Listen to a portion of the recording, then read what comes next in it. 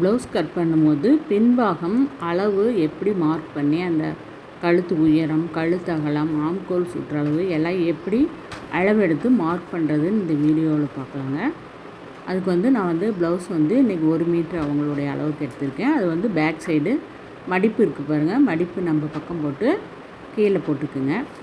போட்டு உயரம் நம்ம அளவெடுக்கும்போது ஷோல்ட்ரு ஒரு 1/2 இன்ச்சு நம்ம டக் பிடிக்கிற மேலே தையல் அதுக்கு போக மீதி அளவெடுத்துக்குங்க. இவங்களுடைய உயரம் 14 வருது. ப்ளஸ் நான் 1 இன்ச்சு தான் வச்சுருக்கேன். இது லைனிங் துணினால் 1 இன்ச்சு வச்சுருக்கேன். நம்ம மடித்து தைக்கணுன்னா 1.5 இன்ச்சு எக்ஸ்ட்ரா வச்சுக்கோங்க. அதே மாதிரி சுற்றளவு கழுத்துலேருந்து நம்ம இந்த சைடு ஜாயின் பண்ணியிருக்கோம் பாருங்கள். இப்போ நம்ம இந்த சைடு எடுத்ததுனால ப்ளஸ் 1.5 இன்ச்சு வைக்கணும்.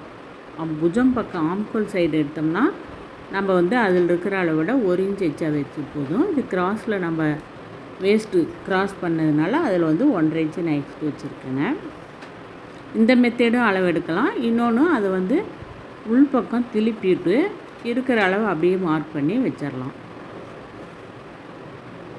இப்போ ஃபுல்லாக எல்லாமே ஸ்கொயர் பண்ணிக்கிட்டேங்க. 4 பக்கமும் சதுரமாக ஸ்கேல் வச்சு நான் மார்க் பண்ணிட்டேன்.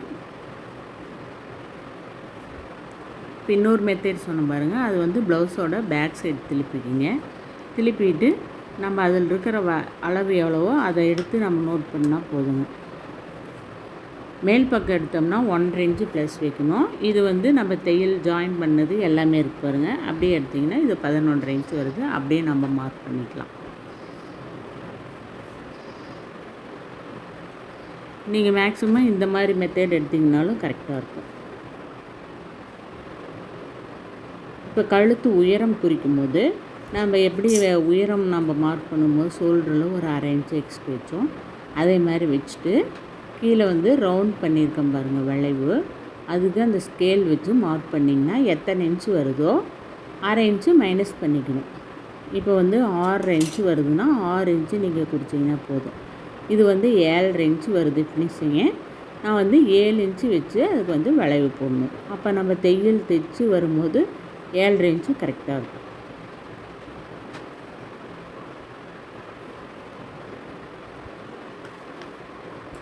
அதே மாதிரி கழுத்து அகலமும் நம்ம ஷோல்டர்லேருந்து ஒரு 1/2 இன்ச்சு வச்சு ஸ்கேல் வச்சு பாருங்கள். எந்த அளவு வருதோ அது மார்க் பண்ணிங்கன்னா உங்களுக்கு கழுத்து அகலம் அது கரெக்டாக வந்துடும்.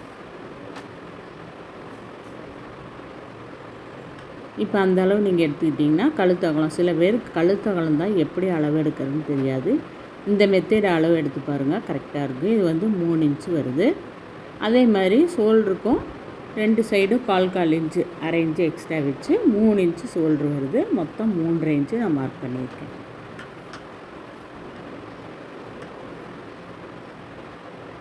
ஆம்கோல் சைடும் அதே மாதிரி ஷோல்டருக்கு ஒரு 1/2 இன்ச்சு வச்சுட்டு இந்த சைடு ஜாயின் பண்ணியிருக்கோம் பாருங்கள். அது ஒரு 1/2 இன்ச்சு மேலே வச்சுக்கணும். இப்படி ஸ்கேல் வச்சு மார்க் பண்ணிவிட்டு வச்சிங்கன்னா அளவு கரெக்டாக இருக்கும். ஃபினிஷிங் 6 இன்ச் வருது. இதுக்கு 5.25 நம்ம மார்க் பண்ணால் கரெக்டாக இருக்குங்க.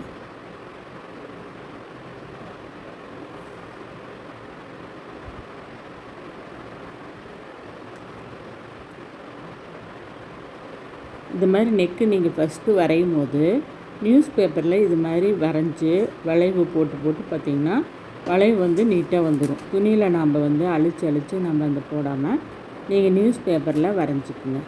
நான் இன்றைக்கி கழுத்துக்கு ஒரு 1/2 இன்ச்சு வச்சு அப்படியே வளைவு வச்சுருக்கேன். பேக் சைடுனால நல்லா லோ வச்சு அப்படியே வளைவு போட்டோம்னா அழகாக இருக்குங்க. கொஞ்சம் மேலாப்பில் கேட்டாங்கன்னா 3/4 இன்ச்சு 1 இன்ச்சு வச்சு வளைவு போட்டுக்கலாம். ஆம்கோலுக்கு நான் 1.5 இன்ச்சு வச்சுருக்கேன். இந்த லென்த்தில் பாதி வச்சு அப்படியே யூ போட்டிங்கன்னா கரெக்டாக இருக்கும். ரொம்ப கீழேயும் கொண்டு வரக்கூடாது. 1.5 இன்ச்சு மேலே வச்சு பேக் சைடு வரைஞ்சிங்கன்னா சரியாக இருக்கும்.